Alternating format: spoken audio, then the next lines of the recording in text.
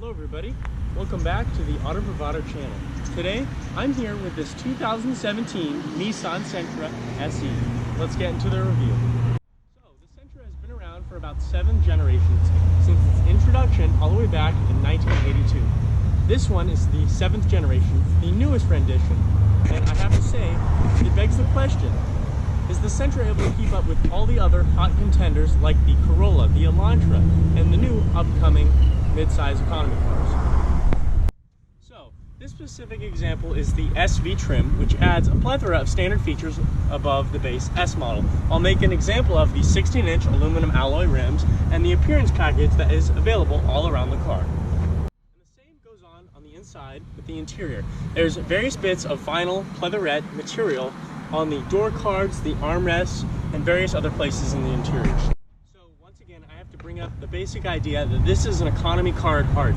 It has to do all the things that people at this price point need. And then I want to go a little bit deeper and point out the styling of this car. They've accentuated the rear bumpers, the side skirts, I mean, even the doors, I mean, even places like the roof. I mean, they've really gone through the effort to make this car as upscale as possible. I mean, even just looking at the grille here, it's not too complex. Yes, it's trying to be aggressive, but the whole idea is there. So I just wanted to do a little walk around the outside of the Sentra, and I really have to point out the amount of space given, especially for the inside of the interior, is quite large considering the actual size of the car. You have to remember, this is a subcompact vehicle. I mean, these doors, they're huge. The rear doors are huge as well. Alright, so before we get into the interior of the Sentra, I just have to point out the key. Yes, it's a relatively basic key with all your obvious functions: lock, unlock, pop the trunk, and obviously the panic button. But I do have to point out, this key is used on the Nissan Murano, the Nissan Altima, and various other sedans and SUVs across Nissan's lineup. This does one of two things. It creates a key that can be used on multiple platforms, as well as a key that doesn't have to be recreated for every car that's built. This is really a smart design from Nissan. Alright, so now we're going to get inside the interior of the Sentra. So upon entrance, and I have to point this out again, there's an absolute huge amount of room. This really harkens back to the days of old economy cars with absolutely huge interiors. Rather than showing you various bits of the interior to start off, I just have to point out the entire design of this car is about functionality, and for the price, they've done just that. Everything in here is logically placed. It may not be of the highest quality, but that does not matter necessarily in a car like this. Yes, this is a rather older design of the economy car. This body style chassis generation has been around since 2013. So by now, this car is almost a 10-year-old design.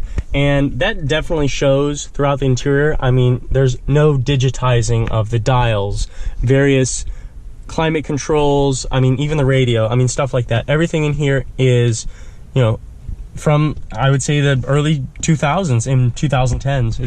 Now, as far as interior items goes, all the features, a lot of the plastics, the mirror controls, I mean, even the door handles, even the door cards are carried over from various models. And that's really apparent because this head unit is used in the base Nissan Altimas. I mean, various other cars share a lot of infotainment buttons, screens, dials. Really comes down to it, and you have to understand that everything in here just has to work. It doesn't have to be covered in leather and wood and gorgeous materials. It just has to work, and that's exactly what these people want who will be buying these cars. One thing that I think redeems this car as an economy car is the dash. They haven't gone with any super crazy cuts or gouges. It's just a super simple dashboard with the climate control vents integrated. It's just really nice to see this simple design language. Yes, they may be cloth seats, but they've gone through the effort of giving them sort of a bolstering on the side, a really cool pattern, as well as stitching.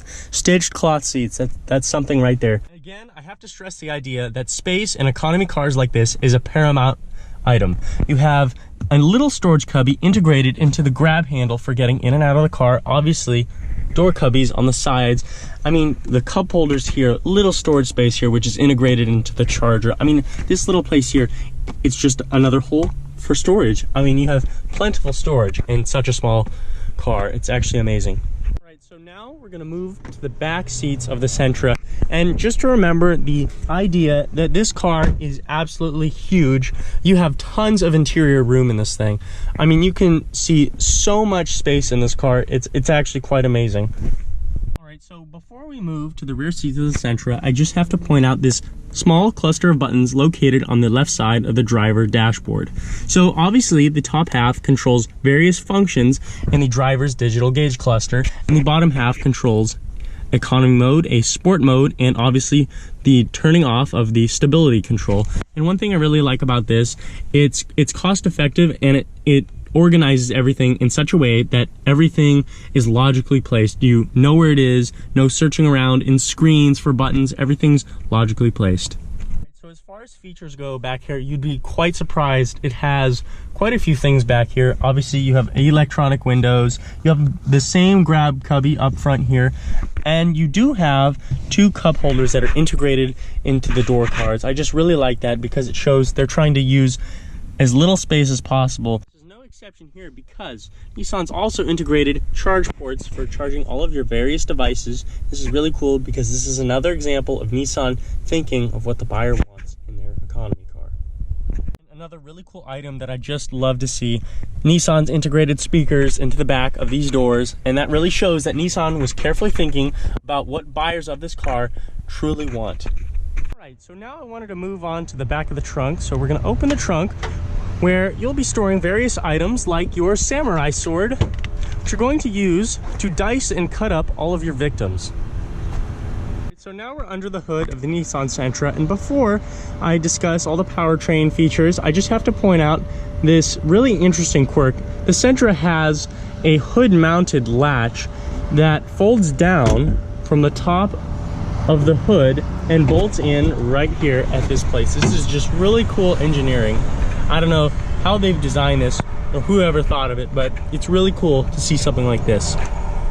All right, now, so moving on to the powertrain, I just have to point out that this is a relatively small compact engine. It's a 1.8 liter inline four-cylinder that develops 124 horsepower and 125 pound-feet of torque. Not exactly strong numbers for a car at this price point, but considering this is an economy car that gets almost 40 miles per gallon, it does not matter. Another thing I have to point out is the use of plastic on this engine. Nissan has gone through the attempt of making this engine as lightweight as possible. From the plastic valve cover to the plastic intake manifold, they've really tried their best to get the weight down on this already light vehicle. I have to point out, this powertrain is connected to a continuously variable transmission, otherwise known as a CVT. This does one of two things. The main reason is for fuel economy. Many subcompact and compact sedans, as well as SUVs, have been shying over to the use of this transmission for fuel economy EPA regulations. Well, we've taken an in-depth look at this 2017 Nissan Sentra. Now it's time to take it out on the road for a drive. All right. We're getting in. We're gonna take it on a drive right now, so here we go. Start it up. 1.8 liter four-cylinder. Built on.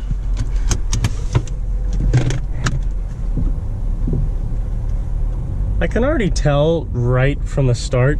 I mean, if you consider the really light power steering, I mean, this thing is really tossable. It's actually really interesting.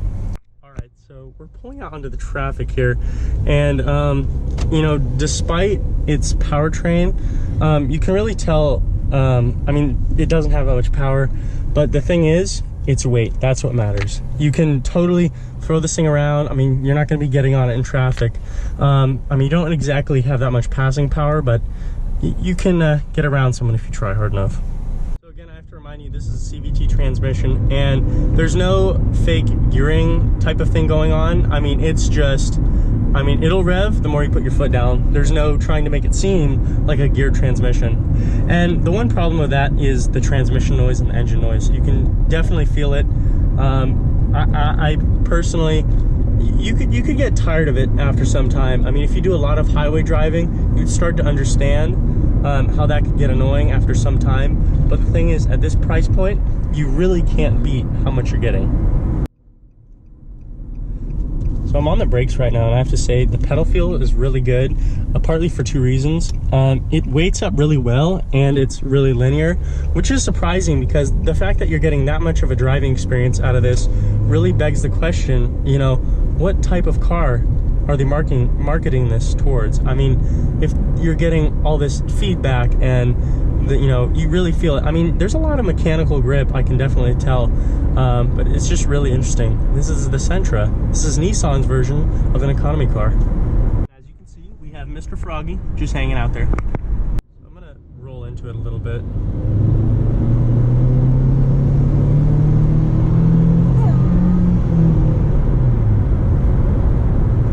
There's really not much top-end power, but you can definitely feel the torque mid-range, and that's especially true because as you're rolling into the throttle, the gear ratio totally changes. It's actually a really aggressive, sort of abrupt acceleration change in that regard. I just think it's funny, you have that little sport button down here, and it comes on in the gauge cluster, so really interesting to see what that does. And you know, as light as the power steering feel is, you actually get quite a bit of road feedback because it seems to me that the chassis is designed in such a way that, I mean, it's really such a small car, and I mean, obviously the tires are really small as well. I think they're 195 section 55 R16, so 16-inch rims obviously, but it's really interesting how much feedback I'm getting. I mean, this is nowhere near the power steering you would want, you know, to inspire confidence in you know, going around twisty bends or turns. It's just really interesting. So I'm gonna get on it here. I'm just gonna do a few second pull. So here we go.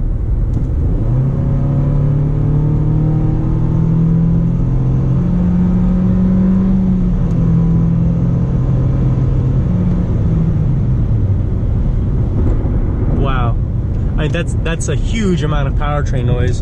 And again, I was saying earlier, the sort of fake gear shifting type of thing, that's actually more prominent here than I realized. When you're really getting on it, the CVT sort of tries to mimic a geared transmission, and I didn't realize that earlier.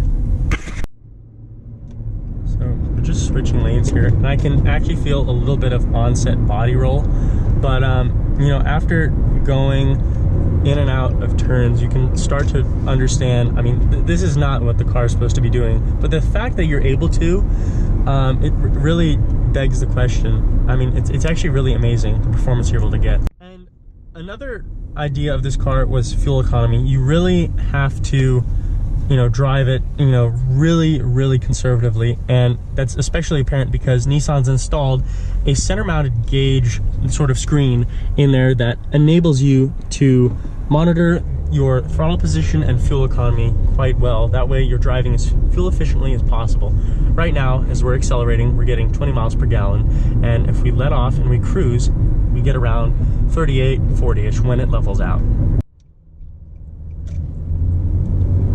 And again, the powertrain noise is really prominent, partly because, I mean, I don't know the way Nissan designs their CVTs, but again, I have to point out, here's a little background. So Nissan switched transmission builders in 2003 when the company was purchased by the Renault Alliance, became the Renault Alliance, and they started using a company called Jatco, where they would create various transmissions, the gear transmissions, the CVT transmissions, and various other products that just didn't hold up that well. That's why you see Nissan Altimas, Sentras, Muranos with blown out transmissions after 80 or so thousand miles.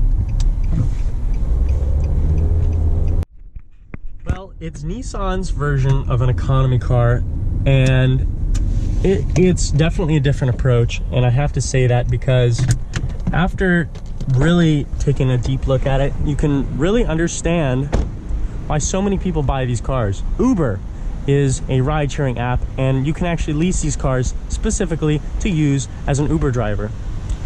Anyways, guys, thank you so much for watching. I hope you had an absolute blast watching this video as much as I had fun driving it.